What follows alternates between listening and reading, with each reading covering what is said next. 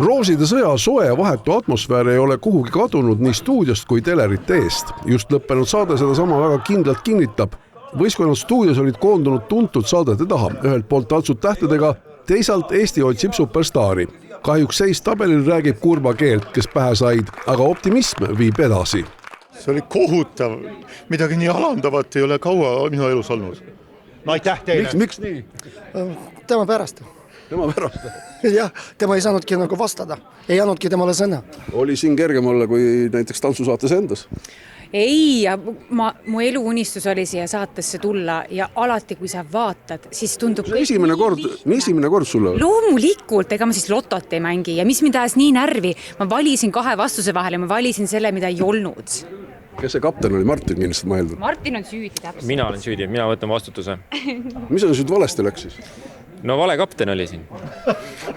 Sa oled ju kõige kogemon tantsija nendest, aga kaptenina kuidagi siis veelinud või? Ei, tegelikult meie tiim tegi väga vapustava töö. Marek Lindmaa oli väga õige vastus. No ja, sealt tulid esimesed punktid, sealt hakkas tulema ja siis lihtsalt natukene. Võitja meeskond Eesti otsib superstaari võis rahule jääda. Tead, meil oli kronoloogilises järjekorras isegi niimoodi, vist peaaegu. Tore on näha kolleege. Ega ju me ei puutu kokku, kõik teevad oma asja ja sellises kuidagi pingevabas. Mina ütleks, et see oli väga pingevaba. Alika oli väga pingesaarik, ütles, et ta jookseb ära, siit vahepeal läks lauale peitu, sest ta on selline võistlusimuline tädikene, et ta tahab võita, aga lõpuks ikkagi läks hästi. Loomulikult ei saa selle saate formaadi puhul üle ega ümber Kristjan Jõekaldast, kes ka nüüd kogu seda erisaate projekti veab. Meri on, meri jääb, meri olema.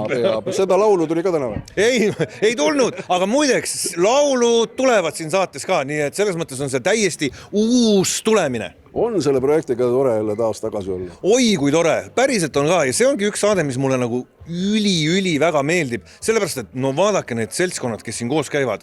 Ole sa ütleme nii-öelda tavaline inimene või kuulus ja kummaline, vahet pole.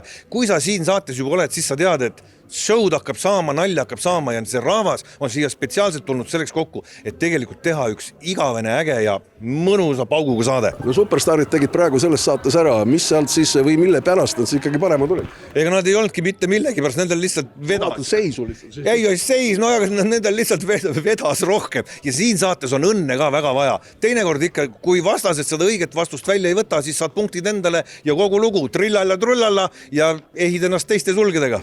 Elagu TV3 30 aastat. Elagu TV3 30 aastat. Yes! Hurraa!